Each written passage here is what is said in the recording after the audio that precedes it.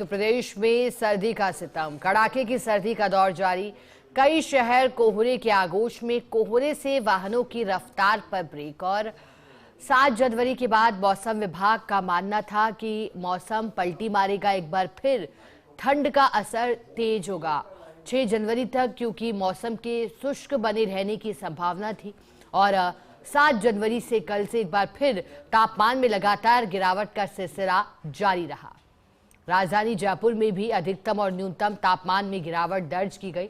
तो ही माउंट आबू, जो कि 4 डिग्री सेल्सियस के आसपास था, अब -2 डिग्री पर आया और उसकी बूंदें बर्फ में तब्दील होती हुई दिखाई दी। तो वहीं कोहरा वाहन चालकों की परेशानी की वजह बना। कोहरे के चलते वाहन चालकों को ब्रेक लगाने पड़े, क्योंकि विजिबिलिटी 0 तक रह गई।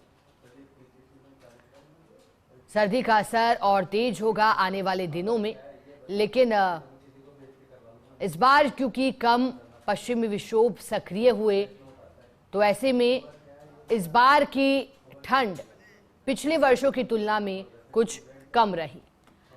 चलिए, माउंट आबू से सहयोगी कमलेश प्रजापत जुड़े हैं, माउंट आबू का रुख करेंगे। कमलेश, माउंट आबू में जनवरी के दौरान सर्दी किस तरह से रहने वाली है? आज का तापमान क्या है?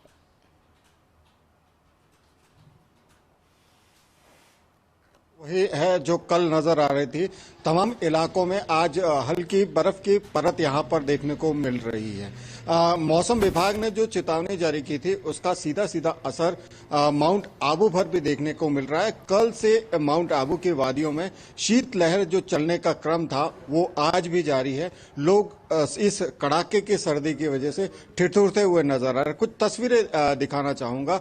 इस वक्त जहां मैं नक्की झील पर हूं और आप देखिए शिखा नक्की झील की जो सुंदर तस्वीर है वो अपने आप में बयां कर रही है कि माउंट आबू के अंदर कड़ाके की सर्दी पड़ रही है। और इस कड़ाके की सर्दी के बीच जो सुंदर तस्वीरें निकल कर आ रही है वो देखते ही बनती है, क्योंकि माउंट आबू की सर्दी के बीच यहाँ पर आना और माउंट आबू की इस खूबसूरती के बीच सर्दी का जो आनंद है कुछ अलग होता है।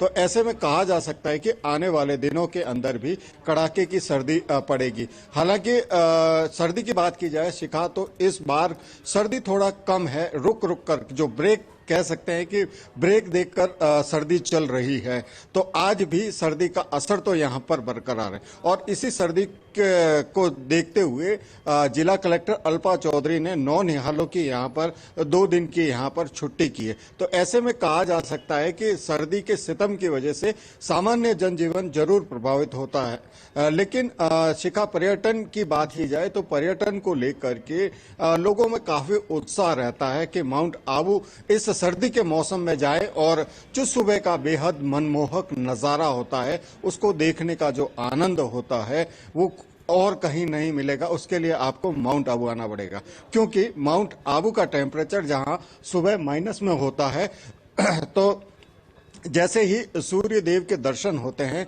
तो तस्वीर बिल्कुल बदल जाती है। जो सुबह जो ओस की बूंदें बर्फ में दिखाई देती है, लेकिन जैसे ही तापमान बढ़ता है तो यहाँ की सर्दी गुलाबी सर्दी के अंदर कन्वर्ट हो जाती है। सूर्य के हल्की तपिश के मध्य माउंट आबू की वादियों में घूमने का जो मजा है कुछ अलग होता है। जी शिखा। कमलेश, क्योंकि पहाड़ियों से घिरा ये हिल स्टेशन, पर्यटक किस तरह से लुत्फ उठा रहे हैं इस ठंड का? क्या दिसंबर माह की तुलना में नए साल के पश्चात इस माह में पर्यटकों की संख्या में इजाफा हुआ? और सर्दी के हालात को देखते हुए, क्योंकि आपने भी कहा मौसम ने पलटी मारी, कुछ इंतजाम विशेष पर्यटकों के लिए किए गए? देखिए, सर्दी के लिहाज से बात करें और पर्यटन, इन दोनों बिंदुओं पर बात की जाए तो माउंट आबू अपने आप में एक अलग स्थान है। उसको लेकर के पर्यटकों में काफी रुझान रहता है। चूंकि पिछले महीने 31 दिसंबर था तो और गोल्डन वीक था, उसके चलते पर्यटकों की भारी आवाजाही माउंट आबू में देखी गई। माउंट आबू के तमाम होटल्स हैं, उन होटलों के अंदर नो रूम की स्थिति थी। ऐसे में कहा जा सकता है कि इस सर्दी के बीच भी जो पर्यटन जो है वो यहाँ पर फलता फूलता हुआ नजर आया था। तो ऐसा माना जा रहा है कि आने वाले दिनों के के अंदर भी जैसे वीकेंड होंगे, वीकेंड पर जो सैलानियों के माउंट आबू आने का जो क्रम है वो यहाँ पर जारी रहेगा। तो कह सकते हैं कि इस खास तौर पर सर्दी के इस सीजन के अंदर जो पर्यटकों का रुझान होता है माउंट आबू के प्रति वो बढ़ता हुआ नजर आ रहा है। और आने वाले दिनों में भी जैसे ही 14 जनवरी के बाद कहा जा रहा है कि मौसम फिर बदलेगा और थोड़े सा टेम्परेचर में यहाँ पर परिवर्तन होगा, लेकिन ये जो बचे कुछ जो दिन है उन दिनों को लेकर के जो पर्यटकों का रुझान है, जो होटल्स की बुकिंग्स वगैरह है, उनमें भी काफी इजाफा देखा जा रहा है। जी शिखा। ठीक है, बहुत शुक्रिया कमलेश आपका साथ जुड़ने के लिए, पूरी जानकारी के लिए। प्रदेश में कड़ाके की सर्दी का दौर जारी। सूर्यनगरी जोधपुर में भी सर्दी के साथ शीतलहर ने धूजनी छुड़ा रखी है। इसका असर जनजीवन पर देखने को मिल रहा है। लोग सर्दी से बचने के लिए तरह तरह के जतन कर रहे हैं। रेजिडेंट एडिटर राजीव गौड़ ने लिया सर्दी का जायजा। सूर्यनगरी का मौसम ठंडा ठंडा और कूल कूल, आप समझिए कि किस तरीके से दांत कपकपा रहे हैं। लेकिन इस वक्त का जो मौसम, देखिए खूबसूरती, देखिए मौसम की खूबसूरती। और कहते हैं कि सर्दी का आनंद तो जो है वो जोधपुर का जो मिर्ची बड़े से लेकर के यहाँ के खान पान में जबरदस्त रहता है। उर्दू के लड्डू कह दीजिए, यहाँ पे फीनिया कह दीजिए। लेकिन सबसे बड़ी बात है कि जो मौसम सुबह सुबह का होता है इतना ठंडा होता है, लेकिन बाद में गुनगुनाती धूप सबको अच्छी लगती है। लेकिन ये प्रकृति का भी नियम देखिए कि किस तरीके से ये बिजुलाई के आश्रम के ऊपर की तस्वीरें, जहां पे बतखें जो हैं पानी के अंदर, आप सोचिए कि हम और आप बिस्तर से बाहर निकलना पसंद करते हैं, ये पानी के अंदर ही विचरण कर रही है। ये तस्वीर कितनी खूबसूरत है। और कोहरा धीरे धीरे छटता है जब सूरज बाहर आता है, लेकिन ये जो खूबसूरती की तस्वीरें हैं ये अपने आप में ये बयां करती हैं कि हर इंसान को प्रकृति और मौसम के अनुसार चलना चाहिए। सर्दी गर्मी में हम अपनी तरह से बचाव करते हैं, वैसे ही जीवन के अंदर जब जब मौसम आता है तब कई तरह के परिवर्तन होते हैं। और ऐसे में समझा जा सकता है इस मौसम से बचाव ही उपचार है, क्योंकि कई प्रकार की बीमारियां भी आती है।